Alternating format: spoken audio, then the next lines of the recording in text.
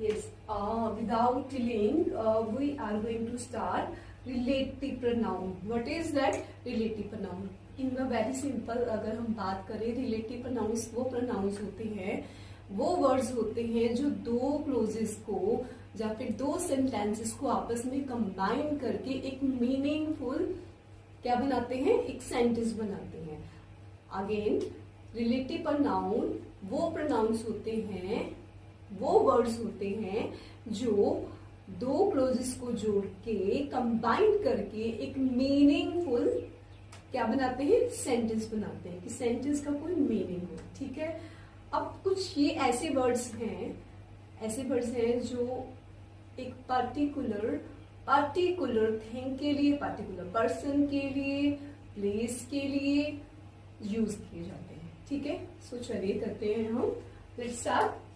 Relative pronoun. Relative pronoun is a pronoun that introduces a relative clause. अभी हमने बात करी है relative clause कि दो clauses को जोड़ के एक meaningful sentence बनाते हैं. ठीक है. It is a called relative pronoun because it relates to the word. मतलब combine word को क्या करता है, combine करता है, जोड़ता है. ठीक है. That it's a relative clause modifies. Here is an example. Example करते हैं. ठीक है. So let's start from the first example. The person who phoned me. The person who phoned me last night is my teacher.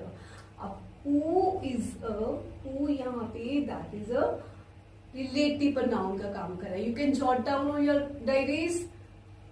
Yes, great. ठीक है. ये word दो closes को जोड़ने का काम कर रहा है, रिलेट कर रहा है. ठीक है. तो एक रिलेट करके मीनिंगफुल सेंटेंस बना रहा है कि एक ऐसे वो पर्सन जिसने मुझे लास्ट नाइट कॉल कर किया इज माई टीचर. वो क्या है, मेरा टीचर है. तो ये रहा पर्सन के लिए. Who is used for person. ठीक है. Not for thing, not for place. ठीक है. तो ये आपने माइंड में रिपीट करके इसको लॉक कर दीजिए. ठीक है. Who is used for person only. Okay.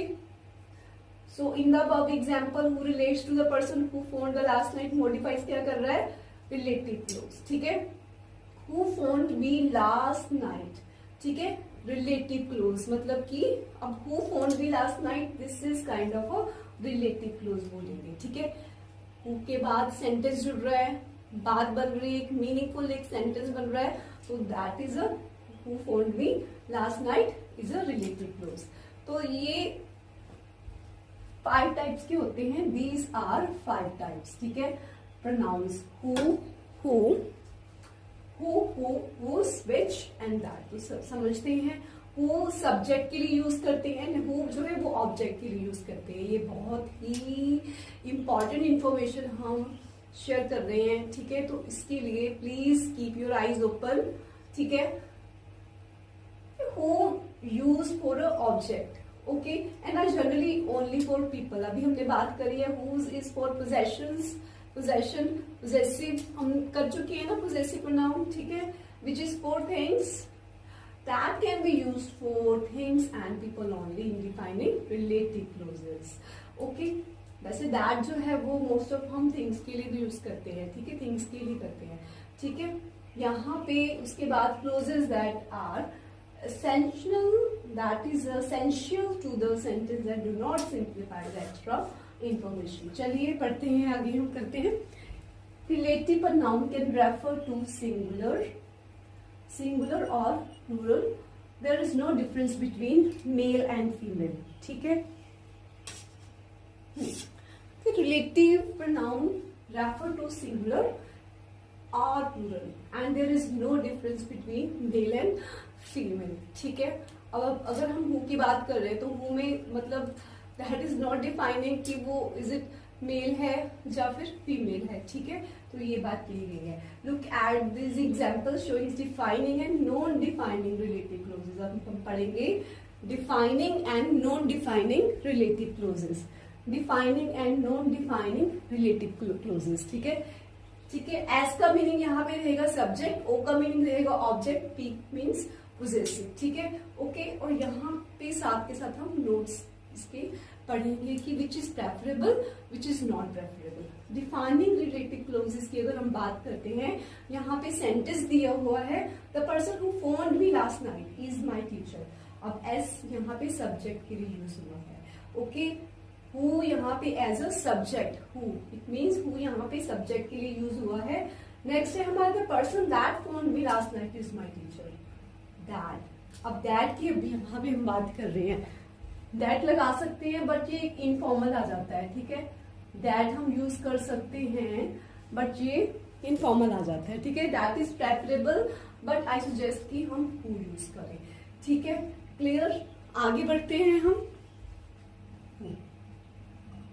Next is, ठीक है, ये भी हमारा डिफाइनिंग में है।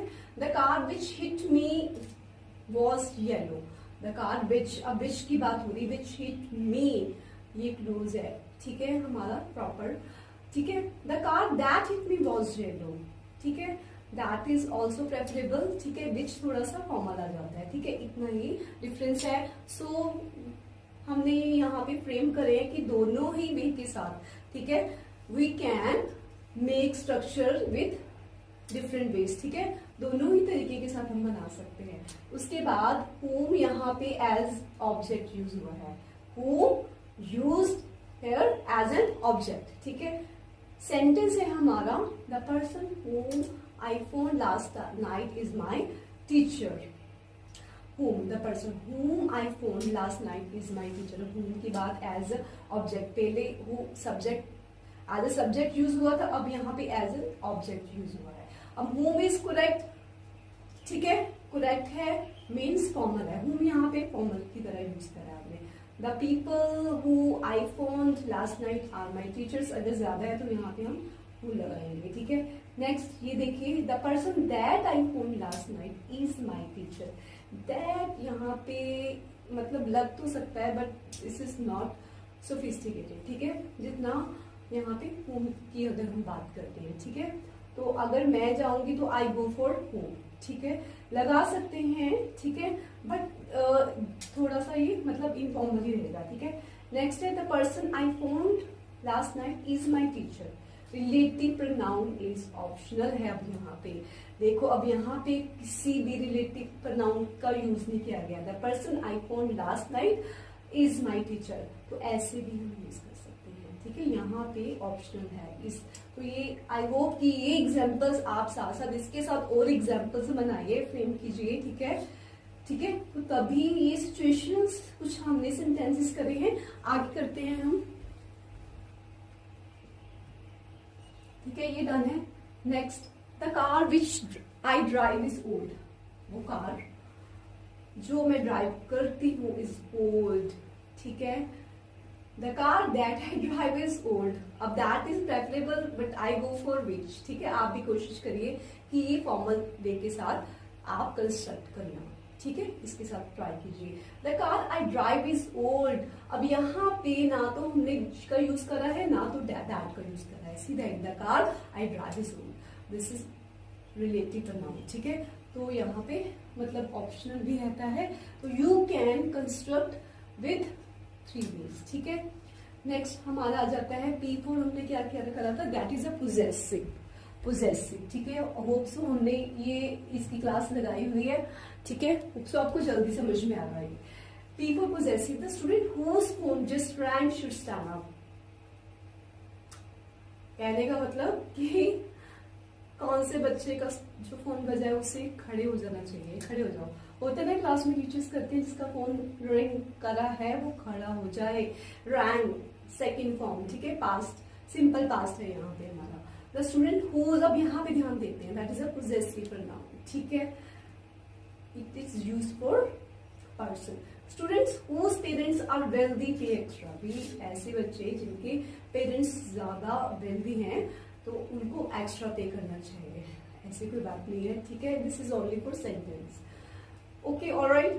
तो हुज यहाँ पे आप सेम ऐसे एटलीस्ट 5 सेंटेंसेस कंस्ट्रक्ट करने की कोशिश करिए, ठीक है, प्रैक्टिस करिए, वेरी गुड, ग्रेट।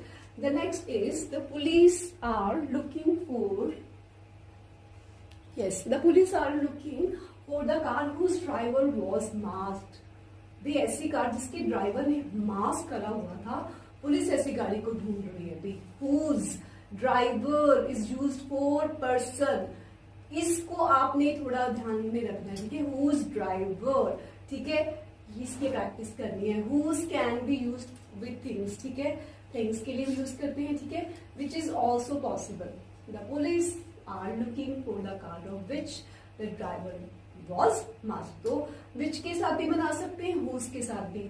तो कोशिश करिए इसके भी 5 सेंटेंसेस आप कंस्ट्रक्ट करिए। इसके बाद नॉन डिफाइनिंग, ठीक है, नॉन डिफाइनिंग कर रहे हैं हम ये भी, ठीक है। ओके, यहाँ पे who as a subject use हुआ है। सेंटेंस है Mrs Sherry who is very kind is my teacher. Who is use for person and use as subject, ठीक है। नेक्स्ट इज रिलेटिव क्लोजेस, यहाँ पे बात करते हैं। The car which was taxi exploded, car जो कि टैक्सी थी विस्फोट हो गया उसका, ठीक है। The cars which were taxis, ये सिंगुलर है, ये प्लूरल है, ठीक है, यही है इसका, ठीक है। रिलेटिव क्लोजेस में पढ़ा है सिंगुलर और प्लूरल में, ठीक है, ये बताया है आपने। और ऑब्जेक्ट में Mrs Sheri whom I like very much is my teacher। whom यहाँ पे एज एन सब्जेक्ट यूज हुआ है, ठीक है। whom यहाँ पे एज अ फॉर्मल, ठीक है। ऐसे ही Mrs Pratt who like very much is my teacher, ठीक है। Mrs Pratt who I like very much is my teacher। who यहाँ पे अभी एज सब्जेक्ट यूज हुआ है, ठीक है। who is common spoken in English in formal written English, ठीक है, क्लियर, ठीक है। तो यहाँ पे whom as an object use हुआ है। who is common in spoken English and informal in written English, ये रूल आपने याद करना है, ठीक है, समझना है, ठीक है। इसके लिए I go for whom, ठीक है, मैं तो ये whom का यूज करूंगी, ठीक है। उसके बाद हमारा लास्ट है the car which I was, यहां से शुरू करते हैं, ठीक है। The car which I was driving at the time suddenly caught fire, ऐसी कार जो मैं ड्राइव कर रही थी एकदम से उसको आग लग गई, ठीक है, क्या लगी, अचानक से आग लग गई। तो विच यहाँ पे यूज हुआ है एज ए फॉर्मल, ठीक है। पोजेसिव है, my brother whose phone you just heard is a doctor. Possessive, यहाँ पे पोजेसिव के लिए यूज हुआ है, ठीक है, clear. And next is the car, driver. तो ये आप बना के देखोगे, कंस्ट्रक्ट करोगे तो आपको ज्यादा आपकी ब्रेनस्टॉर्मिंग होगी और you can easily practice a lot, ठीक है। देखिए जब हम खुद प्रैक्टिस करते हैं, ठीक है, तो चीजें ज्यादा हमें गो थ्रू होती है, ज्यादा हमारा अंडरस्टैंडिंग का लेवल बढ़ता है, ठीक है। You can enhance your knowledge, ठीक है, clear. The car, next is the car whose driver jumped out just before the accident was completely destroyed। ऐसी कार जिसका ड्राइवर उसने जंप आउट करा था एक्सीडेंट से पहले, तो वो पूरी तरह से तहस नहस हो गई, ठीक है, क्लियर। यस, अब whose ड्राइवर, whose यहाँ पे एज अ पोजेशंस के लिए यूज हुआ है, ठीक है। Can be used with things के लिए भी यूज कर सकते हैं, ठीक है, पर्सन के लिए भी यूज कर सकते हैं, ठीक है। Next the car the driver of which jumped out, अब यहाँ पे हम विच भी लगा सकते हैं। रेस्ट ऑफ द सेंटेंस ऐसे ही रहेगा, ठीक है, और विच इज पॉसिबल, ठीक है, एंड हुज, ठीक है, दोनों भी लगा सकते हैं। For that yes, now it's time to check your cognitive ability, ठीक है। तो ये क्विज है, ये क्वेश्चंस आप सॉल्व करोगे, ठीक है। First is which is correct the game dash we love the most was soccer. Who और विच और दैट कौन सी ऑप्शन आएगी। ऐसे सेकंड है which is not correct the player dash are beat is from France, options दी हुई है। Third है which is correct the victory dash was my first surprise everyone. 3 options fill करने हैं, ठीक है। Hope so you would do practice, okay, wish you all the best.